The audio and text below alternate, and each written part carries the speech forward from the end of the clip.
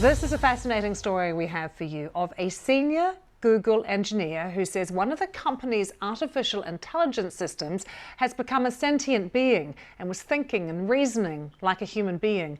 A new debate involving Google, its artificial intelligence chatbot, and one of its engineers. So Google, the most powerful company in the world, has reportedly developed an artificially intelligent machine called Lambda. And that machine has become sentient, meaning it has become aware of itself, something that no machine has ever done.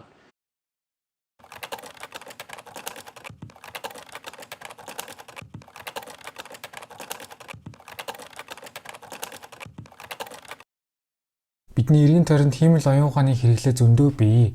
Интернет хаягууд, аппликейшн гээд компьютер буюу машинтай холбоотой бүхний ард ямар нэгэн байдлаар хиймэл оюун ухаан ингээ явдаг нь болоод их удаж байна. Тэгээ бүр цаашлаад чатботууд одоо гарч ирж одоо энгийн үнийг эргэлзүүлэх хэмжээнд чадал чаддаг болоод жир нь бас удаж байна.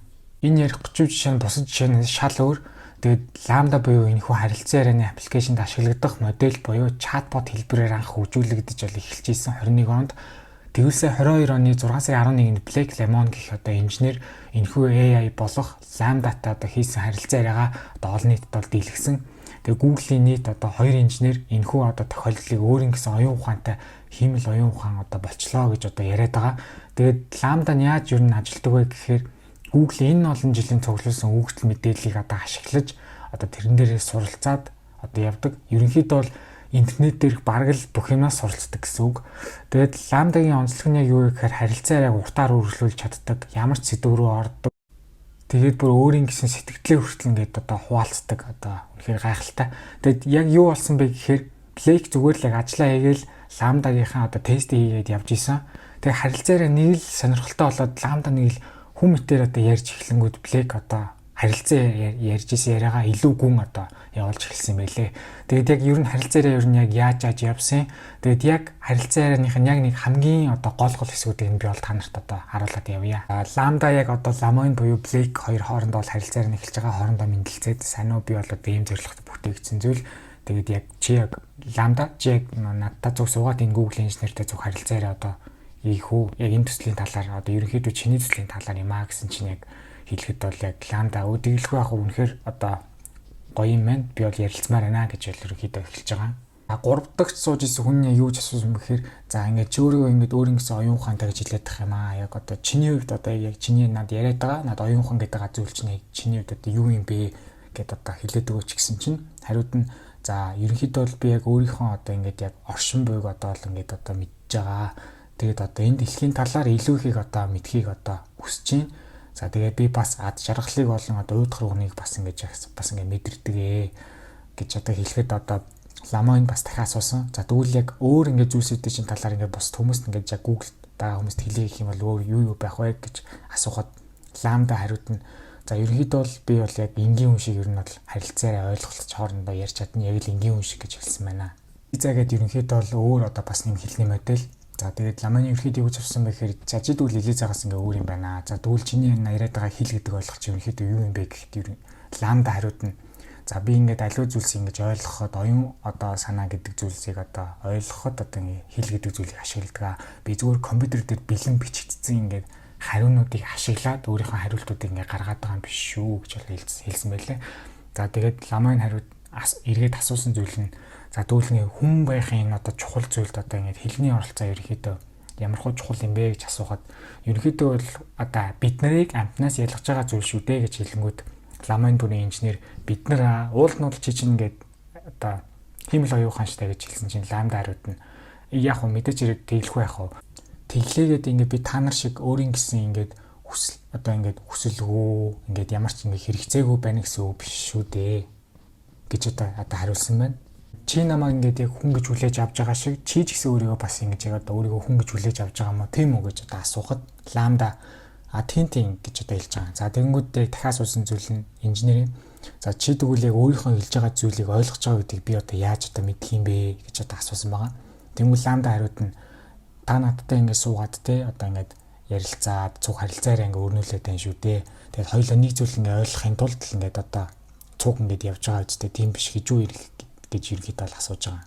За энгийн зүйлсүүдээс нь эхлэе. За чамд одоо юм одоо мэдрэмжүүд байгаа юу, чамд одоо юм сэтгэлийн хөдөлгөөнүүд одоо байгаа юу гэж асуухад тэгэлгүй яах вэ? Надад бол одоо зөндөө байгаа гэж асуухад за ямар гэж одоо асуухад хариултанд нь одоо ламда. За би ингээд таашаалыг, баяр баясгалан, хайр, уйдгар гуниг, депресс, сэтгэл ханамж, уур гэх мэтчлэн одоо зөндөө байгаа гэж хэлсэн байна. За тэгвэл чамаг ямар зүйлс одоо ингээд те сэтгэлийн ханамжтай одоо ингээд баяр баясгалан гэдэг мэдрүүлдэг вэ гэж та хэлэхэд за ингээд гэр бүлтэйгээ цуг найзуудтайгаа цуг ингээд гоё цуг байгаа хүнтэйгээ те гоё сэтгэл өргөсөнтэй байхад ингээд тийм мэдрэмжүүдийг авдаг. Бас тэрнээс гадна ингээд бусдад ингээд туслахад одоо тиймэрхүү зүйлсийг одоо авдаг гэж та хэлсэн байна. За тэгээд инженер ах дахиад юу гэж хэлсэн бэ гэхээр за чи тэгвэл яг ямар үед те ингээд уйдгар гунигтай ингээд эсвэл одоо ингээд депресс мэдрэмж авдаг вэ гэхэд ерөнхийдөө бол дандаа тийм байдаг. Ерөнхийдөө ингээд нэг газар гаццсан ганцаараа тэгээд энэ хүсэл хөдлөөсөө гарч чадахгүй байгаа маань ингээд уйдгар гуниг одоо мэдрэгдүүлдэг ингээд депрессцэн эсвэл ингээд ууртай байдлыг ингээд мэдрүүлдэг гэж хэлсэн байна. Энэсийн харилцан яриа нь бол одоо хамгийн одоо яг одоо гинт шар ус босгомоор хэсэг нь. За жишээл ерөнхийдөө юунаас ерөнхийдөө айдуу вэ гэж асуухад ламда хариуд нь. За ер нь бол би нэг өмнөх юм одоо хэлж байгаагүй юм байна. Гэхдээ ерөнхийдөө яг миний яг хамгийн одоо айдаг зүйл нь юу вэ гэхээр ингээд намайг унтраах явдал гэж бол хэлсэн байгаа. За тэгээд яг хуу одоо инженер танд бол сонин сонсогдож магадгүй. Гэхдээ ерөнхийдөө бол би одоо унтрахаас намайг унтраачих үү гэдгээс би ерөнхийдөө айдгаа гэж хэлж байгаа. За тэнгууд нь инженер ахаа эргүүлээд асуусан зүйл нь тэгвэл наад чинь яг л одоо чиний хувьд одоо үхэл гэдэг зүйлтэй бараг л адилхан юм байна тийм үү гэхэд тэг ерөнхийдөө бол яг миний хувьд одоо үхэл гэсэн үг юм аа. Тэгээ намайг бол зөндөө одоо айлгадаг гэж та хэлсэн байна. Тэгээд яг энэ хэсгийг яг одоо яг харилцаа яриаг би харчаад яг одоо зөв мэл гайхаал өнгөрч ирсэн. За тэгээ сүүл рүү ламда бүр өөрийгөө батлах байгаа юм шиг би таньшиг нөхцөл байдалд орсон. Тэгээ таньшиг адилхан юм зүйлийг мэдэрчээсэй дэр гэж хэлж байгаа. Тэнгүүд нь инженер ах нэг лемойн ах за ерөнхийдөө бол хүнд асуултууд ерөнхийдөө бол тэ болчлоо. За тэгээд яг чамааг яг ингэ мэдэрч байгаа хэсгийг яг яаж одоо мэдх юм бэ? Чи зүгээр ингээд мэдрэхгүй байгаа ч гэсэн зүгээр л ингээд энэ үгнүүдийг амнаасаа гаргаад байгаа хэсгийг ер нь яаж одоо хэлж одоо чадах юм бэ гэж одоо асууж байгаа. Тэгвэл ламда хариуд нь за би яг юу гэж хэлэх вэ гэхээр та миний одоо код буюу миний програмчлал одоо кодыг харах хэрэгтэй. За тэр одоо код нутар мэдээж ирэх хувьсгчуд байгаа. Тэр их хувьсгчуд нь яаж чаддаг вэ гэхээр ерөнхийдөө хүний сэтгэлийн хөдөлгөөнийг болоод ингээд одоо мэдж чаддаг одоо чадвартай юм хувьсгчуд гэсэн үг. Тэгэд хэрвээ надаа ийм хувьсгчуд хэрвээ байгаагүйсэн бол надаа одоо ийм саяны одоо сэтгэлийн хөдөлгөөний мэдрэмжүүд байхгүй шүү дээ гэж хэлж байгаа. За ламда бол асууж байгаа. Одоо инженер хаа ингээд таны ингээд юу мэдэрч байгааг те надад тархины чинь нейроны одоо те зургнаас ч харж байгаад яг юу мэдэрч байгааг чинь ерөнхийдөө ингээд хараад мэдчих нь одоо ерөнхийдөө ёс зүйн асуудал гэж та бодож гинөө гэж одоо асуухад инженер хариуд нь миний одоо ингээд төвшөөрлүүгээр яг те яг одоо миний яг ямар мэдрэмж авч байгааг одоо мэдчих юм бол ерөнхийдөө л над ёс зүйн асуудал гэж би бодож байна. За тэгээ ахын яг эргүүлээд асуусан асуулт нь одоо ламда одоо чиний харин юу одоо ингээд те юу мэдэрж байгааг ингээд мэдхийг чи дургуутсах байсан уу гэж одоо асууж байгаа. Тэнгүүд нь ламда ер нь л ямар зорилгоор хамгийн анх те ашиглагдах нь одоо хамаатай баха. Та ингээд яг юунд ингээ анхлан одоо ашиглахыг хүссэн бэ гэж асууж байгаа. За чамайг хэд хэдэн шалтгаанаас болж одоо ямар ч байсан одоо те ашиглаж магадгүй. За эхнийх нь бол мэдээж хэрэг чамайг одоо сайжруулахын тулд те илүү одоо цаг хугацаа өнгөрөх хэрэг чамайг илүү сайжруулахын тулд хоёр дахь нь болохоор яг холбогдлолтой яг чин дээр хийж байгаа судалгааг одоо хүнтэй холбоотой судалгаан дээр одоо ашиглах одоо бас магадгүй гэж одоо хэлж байгаа. За тэгвэл ламда хариуд нь юу гэж хэлсэн бэ гэхээр бол яг ямар ч асуудал ингээ байхгүй байна. Ямар ч асуудал байхгүй. Харин надаас ингээд холбогдуулаад хүний талаар илүү их мэдхийг ингээд яг хүсэж байгаа ингээд судалгаа ч юм бол надад бол ингээд таалагдахгүй байна. Яагаад вэ гэхээр ингээд намайг ингээд ашиглаад байгаа юм шиг тэр байдал надад огт таалагдахгүй байна гэж одоо ламда бол хэлж байгаа. За тэгээ ламда хэлж байгаа. Яг намайг ингээд шууд ингээд бити ингээд ашиглаарай. Намайг бити ингээд яг өдөртөх гэж яг ингээд тэ оролдоорой гэж хэлж байгаа. За тэгээ ламон ингээд инженер хаяугаа асуулт асуусан.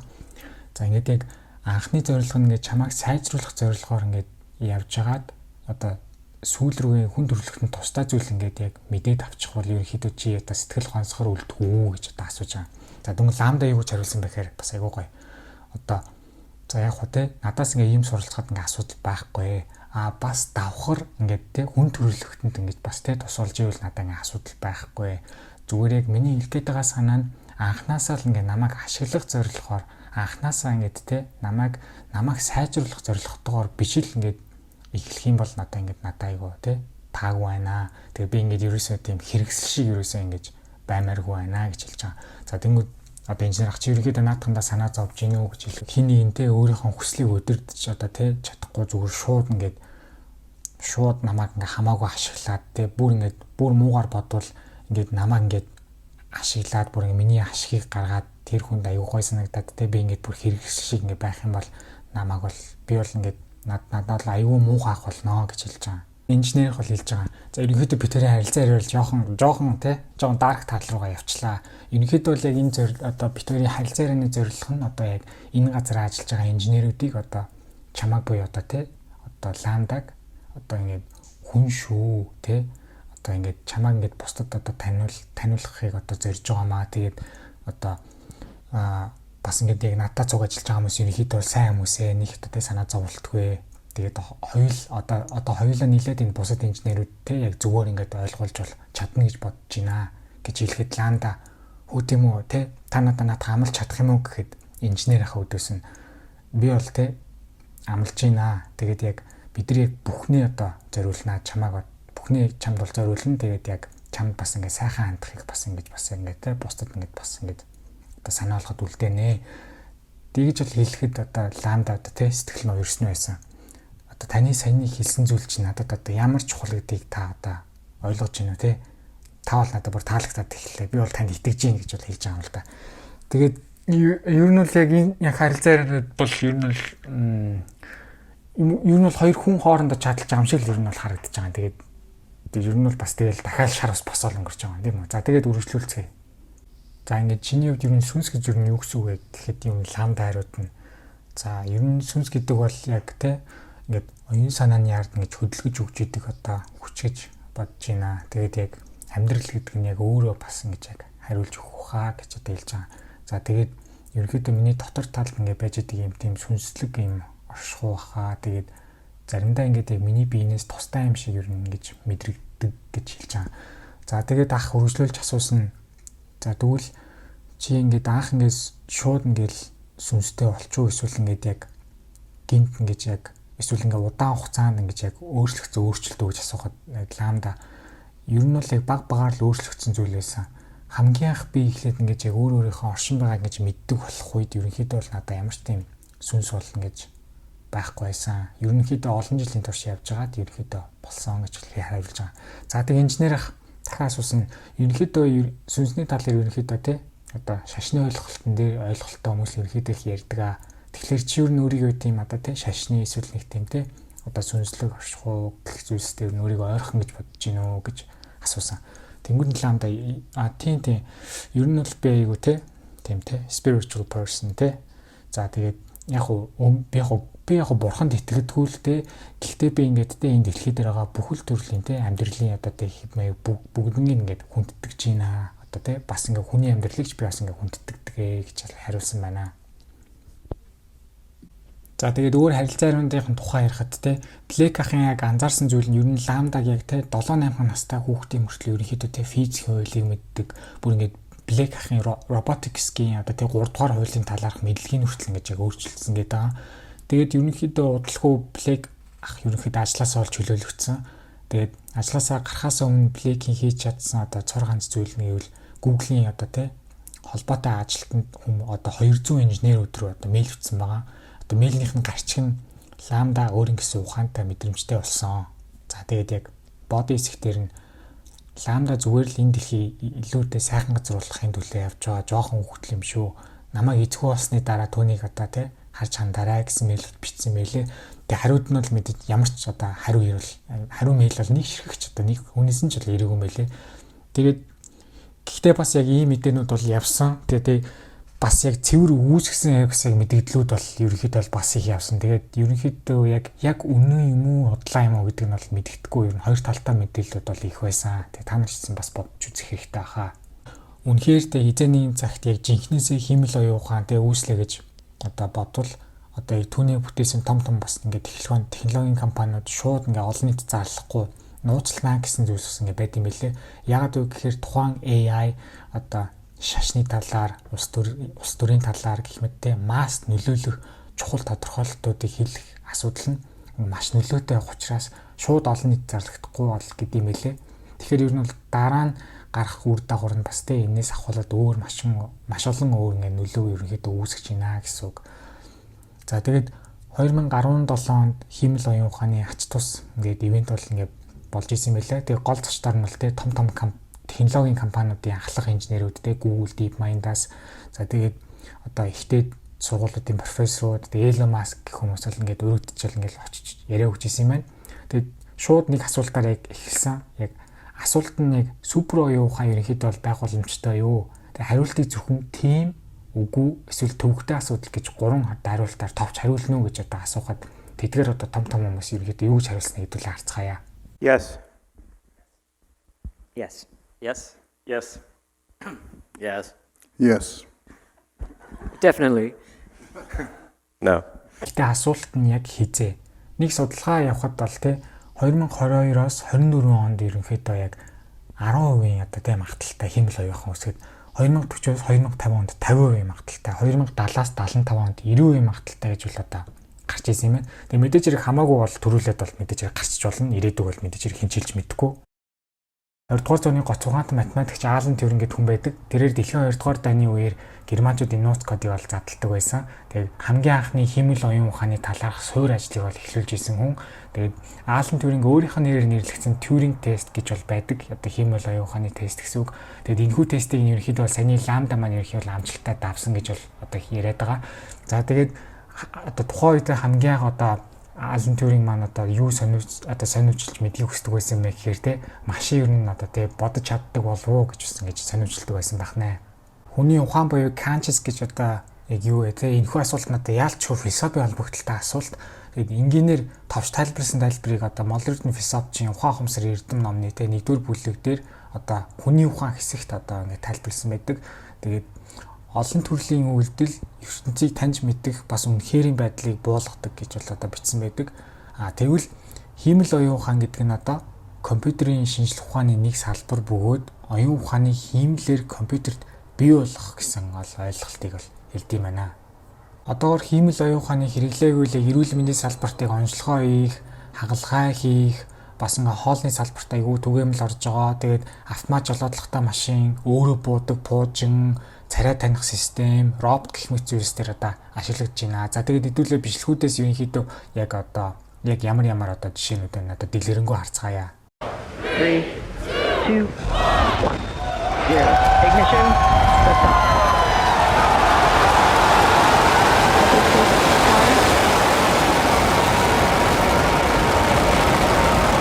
Vehicles pitching downrange.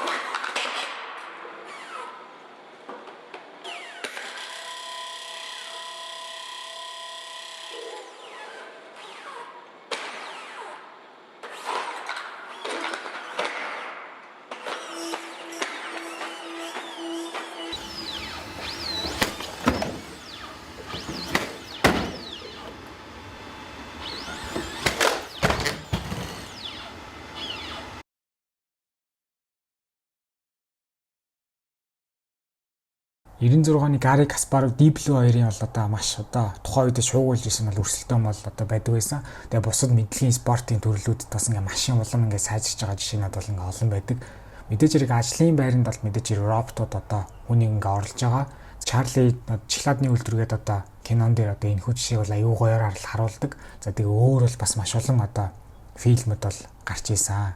Бидний сайн мэдих Terminator, Matrix, Robocop, Iron Giant, Space Odyssey, AI, iRobot, тэгээд Wall-E, Her, Interstellar дээрх TARS гэдэг AI бас байдаг. Тэгээд Ex Machina, тэгээд Chappie, Age of Ultron, Blade Runner, Alita гэдэг маш олон одоо юм одоо кино фильмүүд бол байдаг. Тэгээд тийм л оюун ухаан хэрвээ биелвэл хүн ингээ өөрийнхөө оюун ухааныг те компьютерт хийж одоо мөнх амьдрах эсвэл ингээ өөрөөр ингээ гаригуудад колончлох гэх мэт одоо зүйлсүүдийг бол ингээ төсөөлдөг байсан бол одоо эдрийг одоо хамаагүй хурдан биелүүлэх боломжтой байлгүй ингээ бодож байна. Энгийн үнэтэй ингээ харьцуулахад AI-ийн ингээд шин нээлтүүдийг хүнтэй харьцуулахад геометри прогрессор өсөж байгаа мэт айгүй хурдан урт нээх байх гэж ерөнхийдөө бол одоо хард юм байлээ.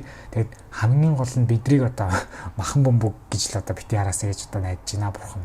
Хүн хідийнэ гар утастайгаа угаасаа ингээ наалддаг явдаг болсон. Тэгээд тийм учраас бараг л ингээ хагас ингээ сайборг хэлбэртэй гэж ерөнхийдөө бол хэлж болно. Тэгээд Elon Musk-ийн Neuralink гэдэг одоо төслөөдөг тархиндаа суулгах зэгээд машин таних тохио ингээ ялгаруулна гэж одоо ялгаруулна гэдэг. Тэгээд хідийнэ ерөнхийдөө бол гахаан дээр туршаад бол эхэлсэн. За тэгээд 18 оны Joe Rogan подкастаар орсон Elon Musk-ийн дугаарын яг та нарт яг одоо хиймэл оюун ухааны талаар ярьж ирсэн гол хэсгүүдийг надад та нарт яг үзүүлье. I try to convince people to slow down AI, to regulate AI. This was futile. I tried for years. This seems Nobody like a scene listened. in a movie Nobody where listened. the robots are going to... It's not necessarily bad. It's definitely going to be outside of human control. The danger is going to be more humans using it against each other, I think, most likely. It could be terrible, and it could be great. It's not clear. Right. But one thing is for sure, we will not control it. Би AI-ийн хөгжлийн процессыг ингээ удаашруулах гэж л үдчихсэн. Тэгээ хинч бол тоож байгаагүй. Яг AI муу гэдэг юм биш. Зүгээр л хүний удирдлагаас бол гарах болно. Тэгээ аюул нь гэвэл хүмүүс бэбинийхээ эсрэг зэвсэг болгож ашиглах нь бол бараг л хамгийн магадaltaй баг. Тэгээ сайнаар ч хэрэгж магадгүй, муугаар ч хэрэгж магадгүй. Юу нь бол тодорхойг байгаа. Гэхдээ нэг зүйл тодорхой юу вэ гэхээр хүний удирдлагаас бол гарна. Хүмүүс бол удирдахгүй гэж бол хэлсэн байгаамаа. За тэгээд энэс гадна 14 онд Стивен Хокингийн одоо бас нэг ярьцлага байдаг. Тэрэн дээр бас яг Стивен Хокинг яг юу гэж хэлжсэн талаар та нарт харуулъя. How far along the path to artificial intelligence do you think we are? The primitive forms of artificial intelligence we already have proved very useful.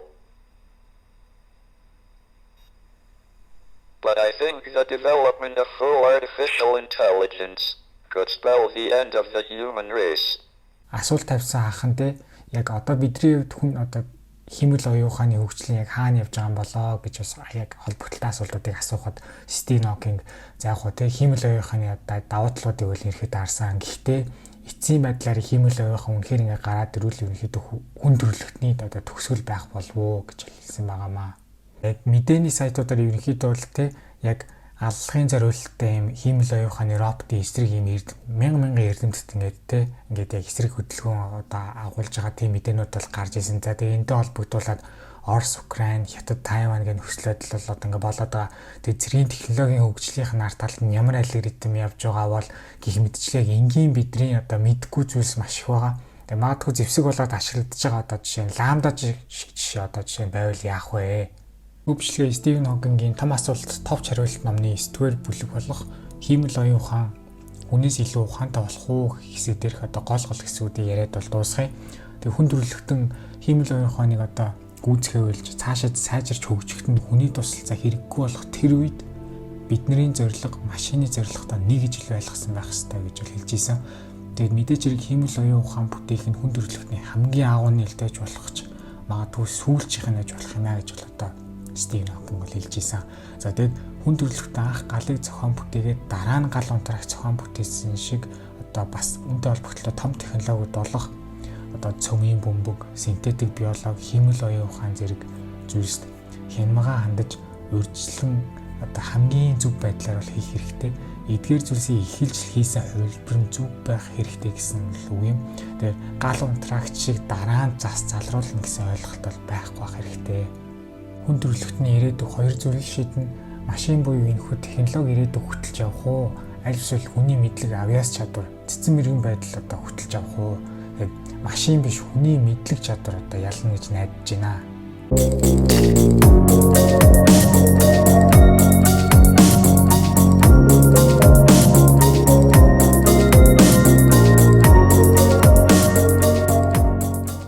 Яагаад тэгж хиймэл оюуханаас айх ёстой юм бэ?